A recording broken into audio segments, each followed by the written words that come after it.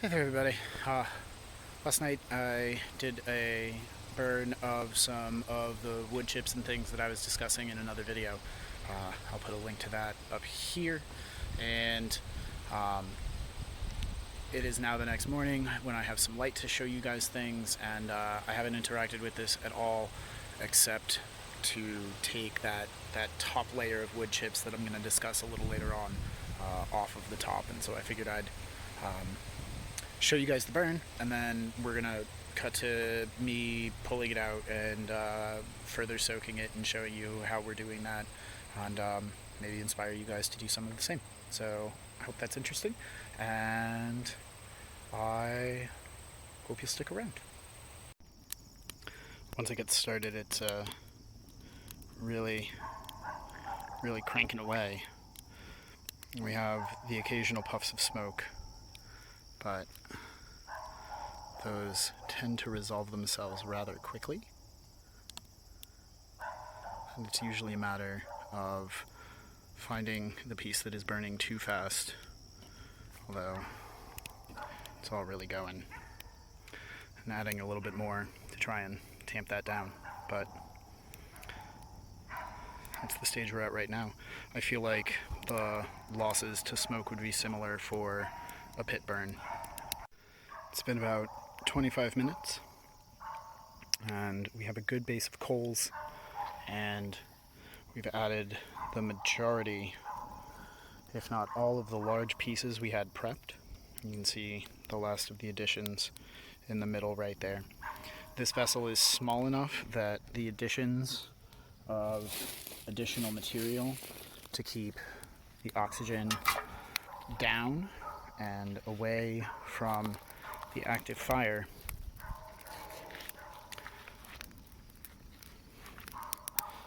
much higher. So I apologize for any shaky cam, and I can see that my camera is undecided of what to do with the amounts of light that we're dealing with at this point, but this is where we're going. I can see some ash formation in that chunk right there. So that last addition of sticks was not quite on the mark. You can see here where we've gotten to with the chips and sticks that we brought down earlier. And you might be saying, wow, that's quite a lot of wood chips you have there. And I wonder what it is that you're going to do with all of those. And we're going to use them. The method that I go with is that I'm kind of selecting for the bigger pieces in here, but I guess I'm sifting for having more chips of this structure left over at the very end. So we're kind of grabbing up handfuls. If I get a few chips in, it's not the end of the world, because they're going to be going in at the very end to help everything stop turning into ash. So, yeah. This is my evening tonight. It's beautiful out. The fire keeps a lot of the bugs away. The smoke helps otherwise, but we don't have a whole lot of smoke unless I'm actively adding to the fire. And you can see these slowdowns on these caches of smoke billowing up, but as this fire comes back through the new material, you may see the liquid behavior of the flames playing against the sides here. So we'll hang out for a moment. I'm aware of the two holes that are providing oxygen to the tub, but you make do with what you have. And you do the best you can with it until you can make it better. And that's part of my thought when it comes to running the business that we're starting as well, is if I can make do with my hand tools and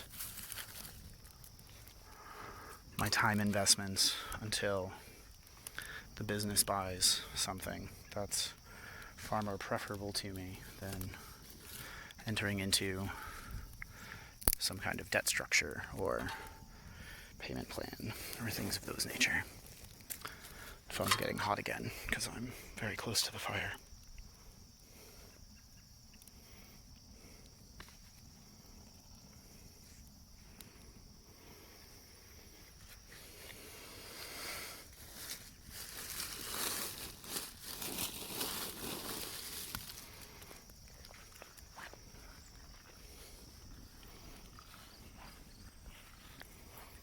You can see down there that piece turning to ash, so I was a little late on that addition, but right in there you can see the flames licking the edge, and the burn needs of the oxygen, the needs of the reaction of fire require that it pulls it back down as it's leaving. So we get to burn off a lot of the additional gases that would have been created otherwise. I happen to really like our setup at the moment. I'm going to take a few moments, let the phone cool down, and manage this fire a little bit more actively, get it burning more evenly again, and we'll come back to this in a moment so that you guys can see the end of it. Right there, can you see the center pulling everything down? Now it's spreading from that spot. That's what I'm talking about. Now that I've shown you that, it's time to start winding this down. Now that we're at the spot that we are, I'm going to start adding chips in not quite an absolute manner of killing this, but I'm finding that the more regular small chips are very effective for starving out the lower layers. So this is becoming kind of my go-to method. And so we'll do a few little rounds like that and just kind of smother everything down. The wood chips help compact everything, and then we'll dump some water on it once the buckets go in. And I just don't have the setup to record this and pour the buckets at the same time because Nicole is off property for the evening. But I'll show you guys what it's looking like and sounding like when we're done, and then we'll wrap this up. So yeah, so we've got a layer of chip over everything. You can see it's still trying to cook through because there's just so much built up heat, and we're going to pour some water on it. Again, this is water that we've been brewing for about 2 weeks now in a 50-gallon bucket, and it's got a whole bunch of weed cuttings and removals from the garden areas and the duck spaces and the yards and gardens and things. So it's been brewing for about 2 weeks, and we're going to pour that super nasty water. It's not clear by any stretch of the imagination, but it's got a lot of nutrient in it.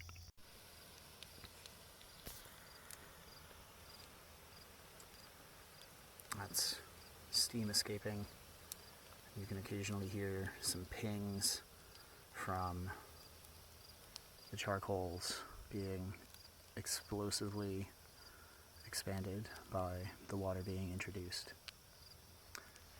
The amount of smoke has dropped off considerably. We've only added 2 gallons so far, maybe a little more. I overfill the watering can, but now that it's slowed a bit and we're not going to blow up everything into steam, we're going to add the last 5 gallons, and then that'll slow down everything enough for me to be able to go and load up the bucket again and load it one more time. And that should be sufficient to put it out. We may have some losses to ash, but so far our losses have been pretty minimal, and this is our perpetual burn spot in the yard, so we are able to kind of sift up everything with a shovel and collect it all and deposit it somewhere so that we don't really lose the potential of the potash.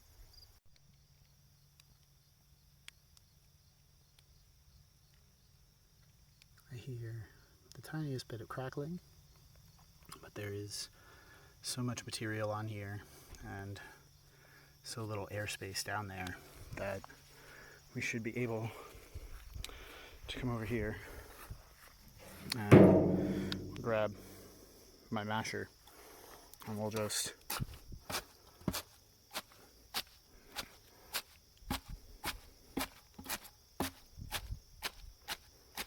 pack everything down so that there's practically no space at all for air to move through. And with the amount of moisture in there, that will pretty much kill the reaction for a pit this size. Obviously, if you're scaling up, you're going to need to, let's say, scale up your water as well. It may even be worth, depending on your application and the way that you're doing your biochar, loading soil on top to further kill any oxygen movement through your setup. But it's getting dark. I'm getting et now that the fire is out. We have just the littlest bit of smoke escaping, so I'll probably come back with just a little bit more water and finish this guy off, and then call it a night. Here you can see the uncooked stuff and some of the things like this piece, which were added a little later. I hope you can see the brownness in it. That means that it wasn't cooked completely through, it just had a little bit too little time. Other things that are taking on the same kind of hue here will be set aside and burned in the next round. We use the rubber anti-conductivity mat just because it's a good surface for us to be able to keep it from being lost to the lawn and the biology there, and it gives us a way to kind of collect things up and dump it back in for the base layer of what we're gonna cook. There is still a little bit of residual heat in this, so that is a consideration. If you haven't given a lot of time to your barrel or your retorts or whatever your setup is, please make sure that you are being safe with everything. Over here you can see I didn't get all of the wood chip out, but you can see the material that we're coming away with, and I'm hoping that with good light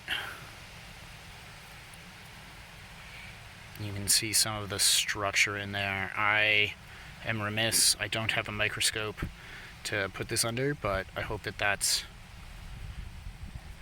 coming through all right for you. I may have just lost focus, but it snaps well. The structure looks very good to my eye.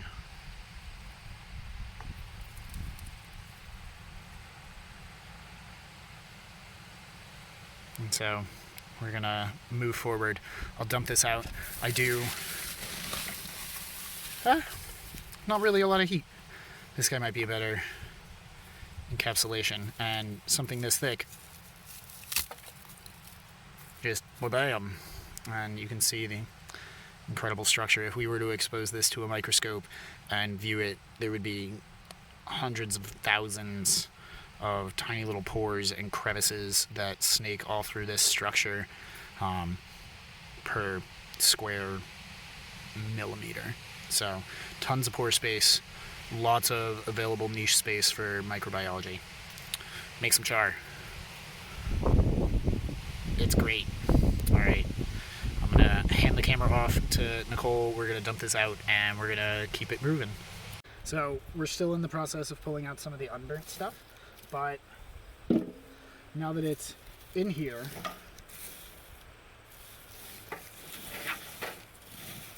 and we can kind of find some of the good stuff, it crushes up super easily. And if you can just, here, I'm going to bring this into the light so you can kind of get a little bit more out of it.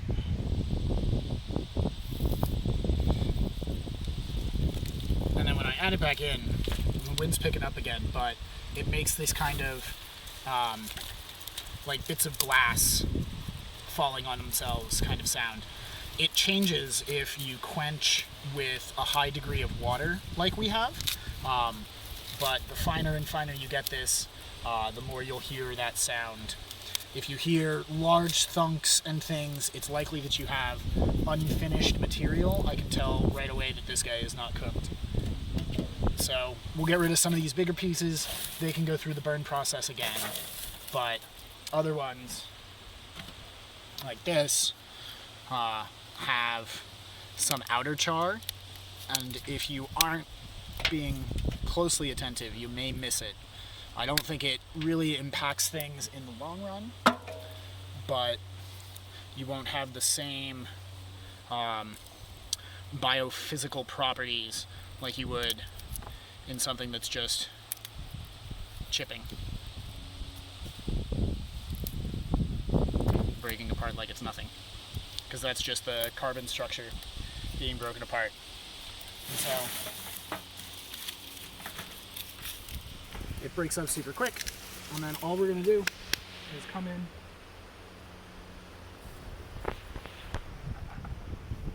this is just some of the water from a duckling bath.